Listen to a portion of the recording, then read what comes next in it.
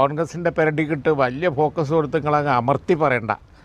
കാരണം വെച്ചാൽ കോൺഗ്രസ് നടപടി എടുത്ത ഒരാളാണ്. ഇനി അറസ്റ്റ് ചെയ്യാതിരിക്കുക അതൊക്കെ ഗവൺമെൻറ്റിൻ്റെ ജോലിയാണ്.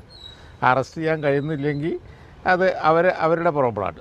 കോൺഗ്രസ് ഒരു സംഘടന എന്നുള്ള നിലക്ക് ആ കാര്യത്തിൽ വളരെ ശക്തമായ നടപടി എടുത്തു. കോൺഗ്രസ് ചെയ്യേണ്ടതൊക്കെ ചെയ്തിട്ടുണ്ട്. സമാനമായ കാര്യങ്ങളിലൊക്കെ ചെയ്യാതിരിക്കുന്നത് ഇടതുപക്ഷമാണ്. ആൾ ജയിലിലായിട്ടും അവർക്ക് നടപടിയൊന്നുമില്ലല്ലോ.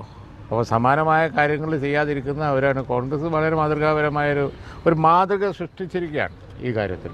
അപ്പോൾ അതുകൊണ്ട് തന്നെ അതിൻ്റെ ഒരു ഗുണം കോൺഗ്രസ്സിന് ഇപ്പോൾ കിട്ടുകയാണ് ചെയ്യുക. ഇനി നിയമ നടപടികളാണ്. രാഹുൽ മാങ്കൂട്ടത്തിന് പറയാനുള്ളത് അദ്ദേഹം പറയട്ടെ. ബാക്കി കാര്യങ്ങൾ കോടതിയായിട്ട് നടക്കട്ടെ, നമുക്ക് കാത്തിരിക്കാം. അത്രേ അതിൽ പറയാനുള്ളൂ.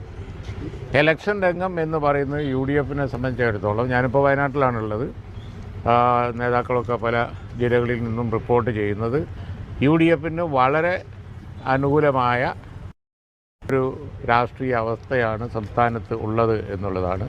തെരഞ്ഞെടുപ്പ് കഴിയുമ്പോൾ അത് മനസ്സിലാവും എന്നാണ്, അത് വ്യക്തമാവുന്നതെന്നാണ് ഞങ്ങൾ ധരിക്കുന്നത്.